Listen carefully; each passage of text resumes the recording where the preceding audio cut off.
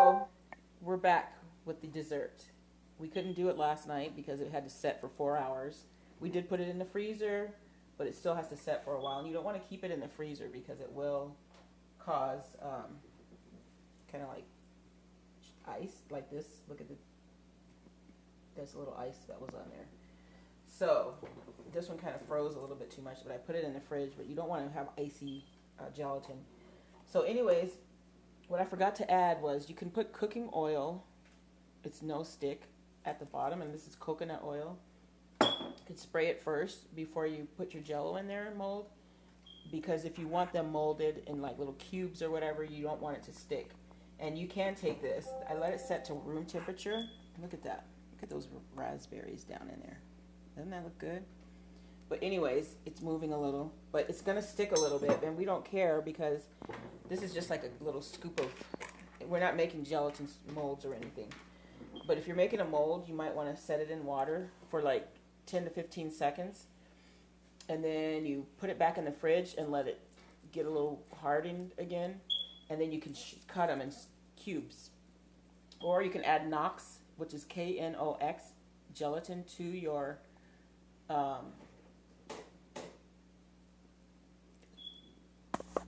add Knox gelatin to there, like maybe a box to your other 2 boxes or whatever. You might want to check on that, and it'll make it more firm. But we're doing something different. We're doing this is just like a little cake or pudding or whatever. One moment, let me get it. This is sour cream. You can get whatever brand you want, and this one just has 2 grams of carbs for a serving is 15. There's 15 serving, but 2 tablespoons. So you know this is way more. But nobody's gonna eat all of this. We're not eating all this for one person. Now, if you decide you're gonna eat a whole thing of sour cream, then you might want to get a different kind. So we're gonna mix both of these because one of them is low carb friendly, because it does have the sugar-free Jello with no carbs, and you've got the raspberries in there, but you've got these marshmallows. The marshmallows go inside the sour cream.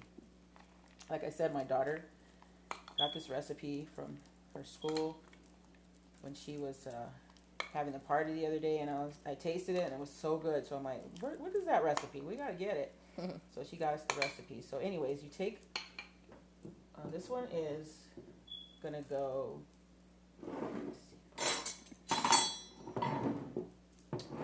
Bring it over here, and what we'll do is we'll take this and you just put it on top. Plop it on top. And spread it just like you're spreading like a little cake or something. And what I did was I cut up the marshmallows.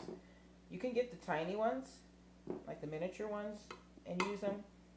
But me, Thrifty, is going to get the big bag for $1.99 at Albertsons instead of paying $2 for the small $2.99. Or you can get them on sale too. You can get some of the marshmallows on sale, and that's when I usually get them on sale. But yesterday they weren't on sale, so I just got the big ones and I chopped them up. So that's what these were, chopped up. See how pretty that looks? And then what you do, we're gonna cut some of it too. We're gonna cut some, but you can cover it like this afterwards, so it seals in. Always cover it before you put it back in the fridge, because it will keep it gelatin elastic, and also, you know, it keeps it from getting quite as watery, but of course it will get watery. You keep it in the fridge. Once you cut it, it kind of loses a little bit of elasticity, but you can actually reheat it to put it in a double boiler and redo your Jello. If you eat some of it and maybe you're the only one who eats Jello, or maybe you have a large family and you use a lot of Jello, which we were Jello eaters when I was little. And so you can reheat it, and you can do it several times before the elasticity is lost. But you can just take it in a double boiler and redo your Jello, and it'll come back into another Jello again. And for more information on different steps, there is a website that you can go to, and it's called Spruce Eats, and it'll tell you more about gelatin.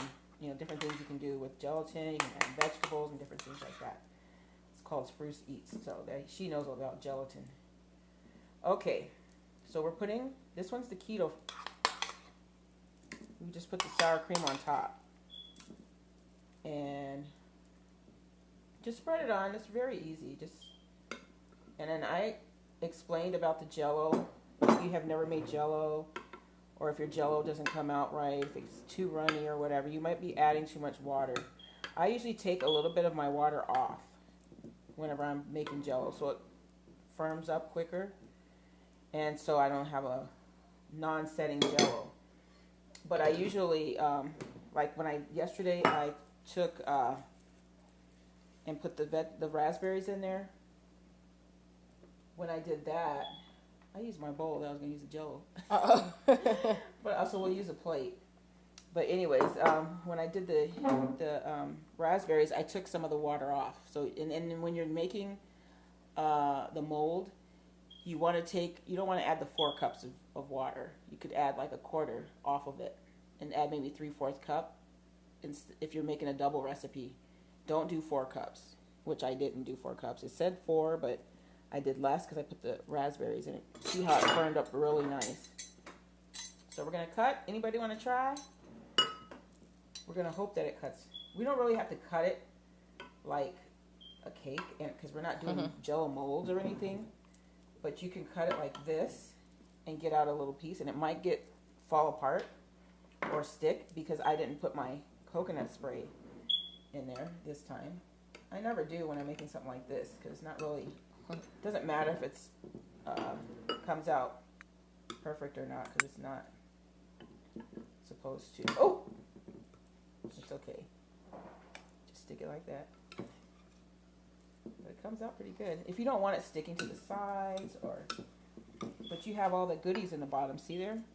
Later on, after you have this whole thing gone, you have something delicious on the bottom that you can redo, make into another Jello, or you can just munch on that later. But close it so that way, who all wants a piece? That looks good. Okay, we're going to try it. Good, you know? Thank you. You're welcome. Your mom we'll bring her a little, when she wants some. Did you put her on there? Oh my gosh. How is it? Thumbs up? It's amazing. It all works together. You try. That's really good. I never would have thought to put sour cream and Jello together. It's good. That's really good. It's really good. You want to take that? Thumbs up. We can cut some more. Sure. Good thumbs up recipe. She has a little cold. That's why we let her take the rest of it, and we'll cut our own piece. Go ahead and take it with you. That's really good. Thank you guys. It's delicious. Yeah, Good. it's delicious. Now that one, like I said, it's sugar-free Jello, but you can put regular Jello if you don't want the sugar-free. But if you want it keto, you get the sugar-free raspberry Jello. You've got raspberries from the freezer, so that makes it more, it hardens the Jello. And then you add less water if you put because actually the frozen part will melt later on while it's, it's setting. So don't put as much water, and it won't set well if you put that frozen raspberries with your water. If you put 4 cups, you'll have too much liquid and it won't be solid. But we're going to get us a piece of this for snack. I don't know if everybody wants their breakfast first or lunch or whatever. But lunch, it's lunchtime. But you can have a piece of that. Rosalind's already had her lunch. So you can have a piece of this Jello, or you can have it for lunch. And sour cream on the top. The other one has the marshmallows and the sour cream. And then that's for whoever wants it. It has sugar, so if you don't want the sugar, don't eat it with that. And we should probably cut a piece of that too. We didn't look at Right. We didn't look at this one. You want to try this one? Because does She's the already keto over. too, but she's coming. But this is for just a little bit of sugar. If you want to have a little cheat day, grab you a piece of this one.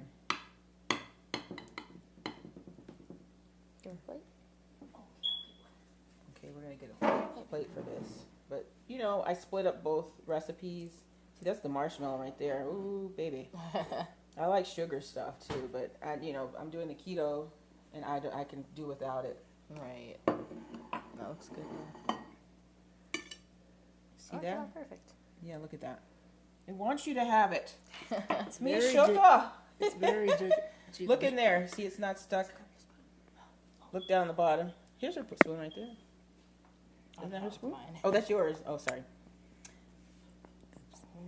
Look in there. See the layers? Uh-huh.